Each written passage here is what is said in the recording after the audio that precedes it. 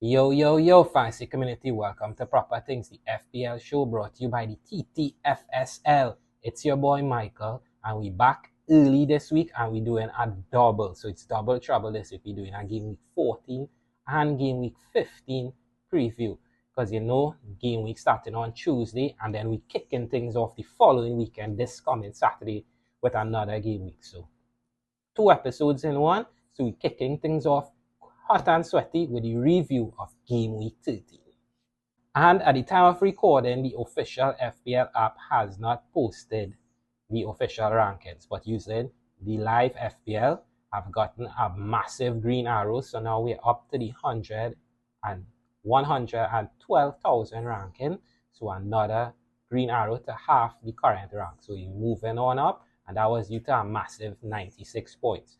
Led by, of course, a late change captain Saka, Palmer with 14, Salah with 13, Jackson 6, or Lisa and Al-Gib with 6, Wood with 9, when Cunha, Mbeumo, Konza, who came off the bench for Vardy, who didn't play, Sepp, and of course Flecken, all blanking. So a massive 96 points, climbing us all the way now into the 112,000 ranking. So we're looking good. And now we looking to see what possible moves we could make with the red flags in the team for Game Week 14.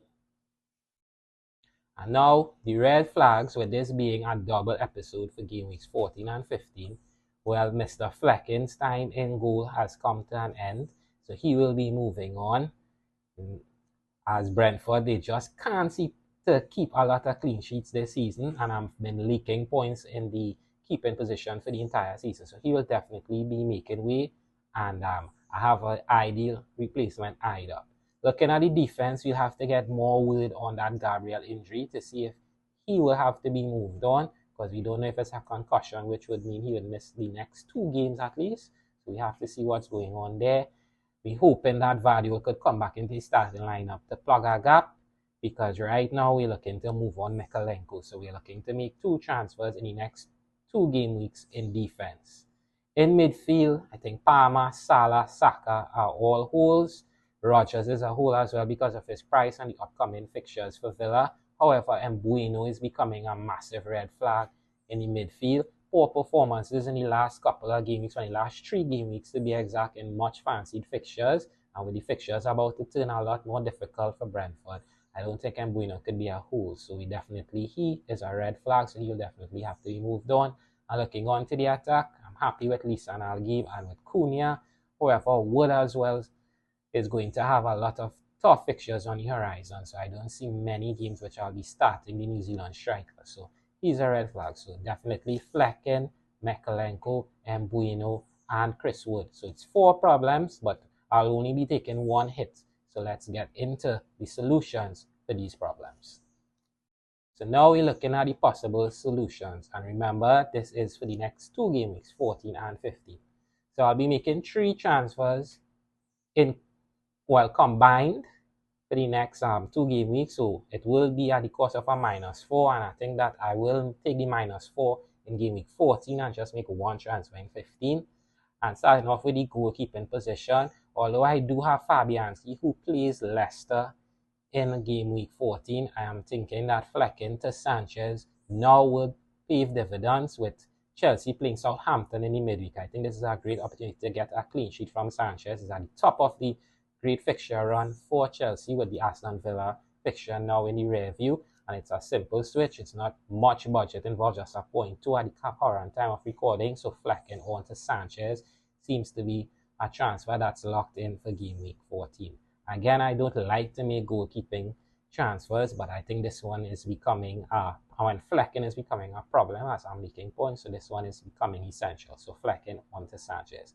Looking now in defense, the time is running out on Alt-Nouri, as I'm not too sure how long I could keep holding off this transfer before the price becomes an issue and then the fixtures become an issue. So it's make or break with Alt-Nouri this game week. If not, I will be moving into one of the United defenders, looking at Mazwari, although he only played 56 minutes today, or maybe Martinez just to plug a gap at his price point. I don't really know if Van der Ven is a great pick going forward because of the injury to Vicario as well in goal.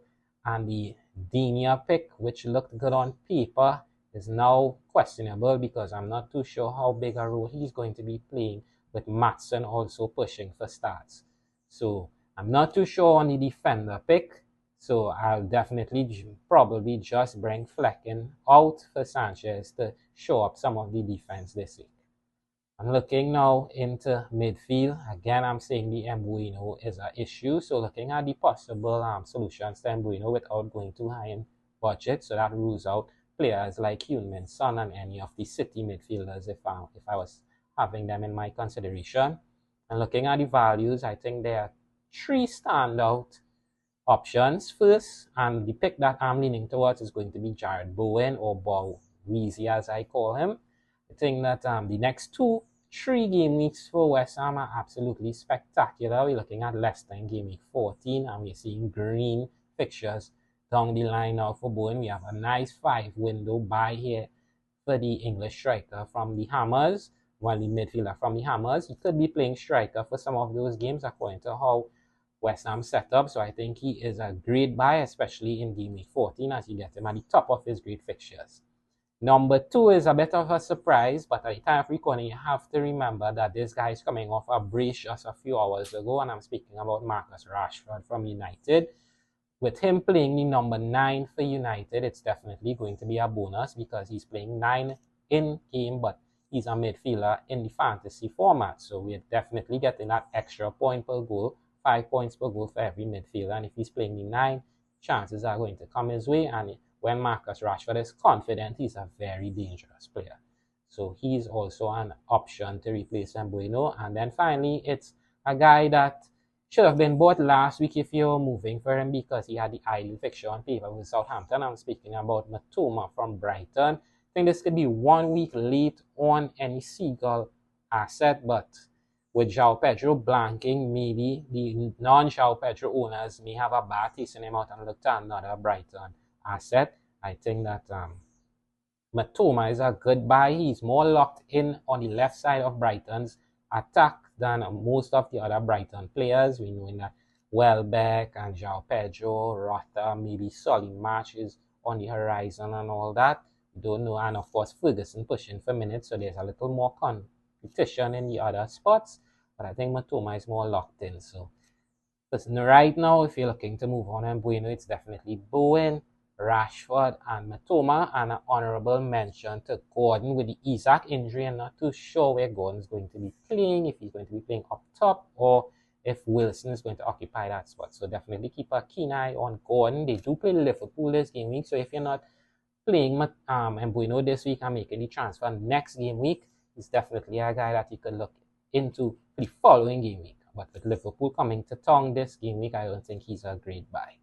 And finally, we're looking at Chris Wood, whose fixtures are going to turn very difficult from this upcoming game week, as we're seeing Forest versus City. I know a lot of people saying that he could score versus City, as everyone is scoring on them right now, but I don't really fancy the fixtures that I am seeing upcoming, especially with the other options available. And we're starting off with João Pedro from Brighton. I know the new owners, the Cappers from Game Week 13, are going to have a sour taste in their mouth, but at the price, at the ownership, with the fixtures to come, I don't think you could go wrong with João Pedro. It's a simple switch from Wood to Pedro.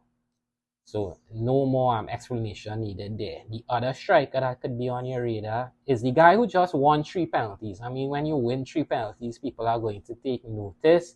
So if you don't have Evan Nielsen on your radar, you definitely have to get this guy on it and possibly move for him as soon as possible, because Bournemouth have some great fixtures as well, starting from game week 14 into 15. So he's a great buy, especially for the Christmas season. We're seeing that he is the number 9 who's replaced Solanke's minutes, so definitely a great pick. And if you have a little more money to spend, I think that Jackson is still a great buy. I bought him 2 weeks ago and he's been paying dividends since. I know he's going to be a lot more expensive than Chris Wood money, or if you have a 6.5 asset that you're going to move on, maybe it's Raul Jimenez or another player. But I think Jackson is worth the penny. It's going to be a great buy, especially for this week as Southampton play Chelsea. So if you're going to get him, this could be the absolute best time to get him. I know the 4 yellow cards are still over his head, but he's been able to hold them off thus far. So a little trepidation with maybe rotation for the Chelsea lineup, but Jackson is still agreed by. Isaac doubtful, as we saw him get substituted due to an injury. But I'll also keep an eye on Kai Havertz if you. And that brings me to the moves that I'll be making for my team. And I am recording right off the City loss. Going to make 2 transfers. So it's going to be a -4. And the first transfer, like I said, it's going to be Flecken out, Sanchez in. Don't think there's much debate. They have been leaking points in the goalkeeping position. So we have to try and shore that up a little bit. And then it's going to be one of Mbeumo or Wood making way, so I could play a 3-4-3 or a 3-5-2. I haven't decided as yet, but if Mbeumo makes way, it's going to be for Bowen. And if Wood makes way, it's going to be for João Pedro. So one of those players will be coming in, and I'll be playing either 3-4-3 or 3-5-2 according to which route I decide to go on. But with the game week 13 freshly finished, I'm not too sure which players are going to come in or which players are hurt.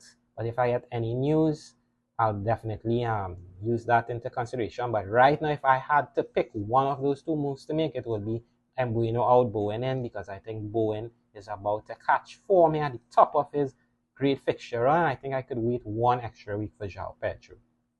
So to recap, Flecken out for Sanchez and Mbeumo to Bowen, but it could also be Wood to João Pedro. And that's my plan transfers for this game week for a -4.